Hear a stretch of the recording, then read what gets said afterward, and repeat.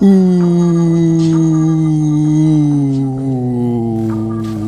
welcome, man. Oh man, here we go. Welcome back to the channel, guys. It's one of those typical day in the shop videos. But now let's talk about this. What's in front of you guys? This is a Ram 1500, and as you can see, it's equipped. Well, it was equipped. It's equipped with a 5.7 Hemi, right? Now, from the looks of this, you can pretty much guess what we're doing. It's a ticker. Yes, I'm sorry, guys. It's a ticker. It's ticking. It's making a ticking slash. Actually, guys, this was making both. Okay. Now, what I mean by both, there was a louder ticking sound that goes away after it warm up, but there still was a slight ticking sound. Okay. Now you can blame the cold, loud ticking noise on exhaust in some cases. It depends on how it sounds. Okay, you got to have a trained ear to actually tell the difference. All right, but everybody in here have that ear.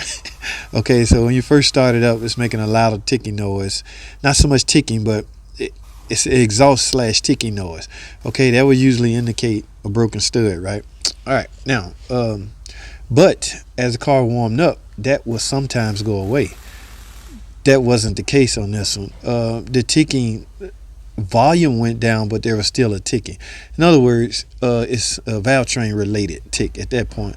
So could a 5.7 Hemi have both problems at the same time, meaning the exhaust stud and a valve train, a lifter collapse, or the needle bearings inside the lifter fail? Sorry to say, but yes, guys, that can happen. That does happen, and that did happen in this case. Okay, so let's go over to the head. I want to show you guys something. Where is this cylinder head? Over here. Okay, first of all, let's take a look at the cam. What caused this? Where's my broken? Oh, wait a minute. All right, there's one. Yeah, y'all see that? I know some of you guys gonna get a kick out of this. Tim and Astro Auto Repair, he seems to get a kick out of tick tick tick tick tick tick. Guys, we're not going in. I want you to be mindful. We're not going back in with these style lifters. Here go a bad one right here. So this one actually had two lifters that failed. Yeah, I guarantee you this is the one that chewed up the cam. Speaking of cam, where is the cam? Yeah, right here, guys. Oh, I see two lobes right off the bat. Oh, this lobe right here. Oh, yeah, it chewed into this one and started chewing into this one. Yeah, that lobe. Y'all see that? That lobe is shot. No hardware. That's not gonna be hard to prove this. Now, this is a little tool my buddy built, my Russian buddy. He built this just to make removing the cylinder head easier. And no, guys, don't get the wrong idea. It's not like we're doing these daily. But when it's time to do one, we have a tool to help lift it up with ease. We like to put the valve train parts nice and neat. But now, let's talk about that two different style tick. Yes, this vehicle accumulated both. All right. We got the lifter tick. And ladies and gentlemen, you see this? Yes, this is broken. Okay, so it's one of those where you ended up with both. All right, now I recommend if you have the head off anyway to go in with new studs on the rear, just at the rear. No big deal with these. All the vibration and the damage is going on back here. Remember, the CAD converter is attached to this exhaust manifold right here, so that's likely a lot of movement, vibration. I have no idea why these breaking, but just go in with new studs if you got the head off for any reason. But my point is, there is a time when you will have both, guys.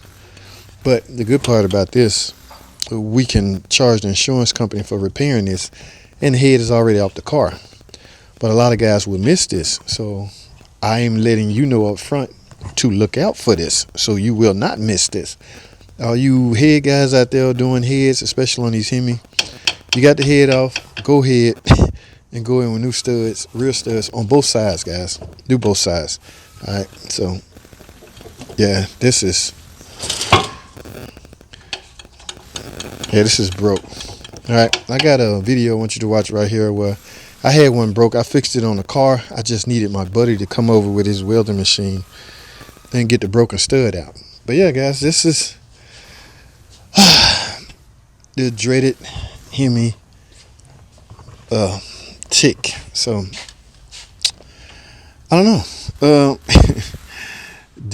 Guys, there's a lot of chatter going on out there. All right. The newer style Hemis, guys, this problem is not here anymore. Okay. A lot of parts have been revised. I just had a debate with my buddy Tim at Astro Auto Repairs. All right. Yes, that's a lot of chatter going on out there. And I try to explain that it's a different era. Okay, we're in 2021 now. Nothing past I want to say 2018. I could be wrong, but I want to say 2018 and up. You will not see Hemis torn down like this, chasing valve train ticking noise. All right, simply because the valve train parts have been revised. All right, so we're going in with new lifters that look like this, but they have a different part number, meaning it's a new revised number. So I can't even go to the parts department right now and get a lifter just like this with matching this part number, because this is obsolete. All right, so they found the problem, they dealt with it. Now we just got to get the trust back, gain trust in the public as far as this, because this is a 5.7 Hemi, and it's not going away no time soon. I want to hope. That's up for debate, but that's all I have, guys. I don't want to dwell too much on ticking because a lot of people would take that and run with it, and I don't want that to happen. So I'm gonna end this video right here.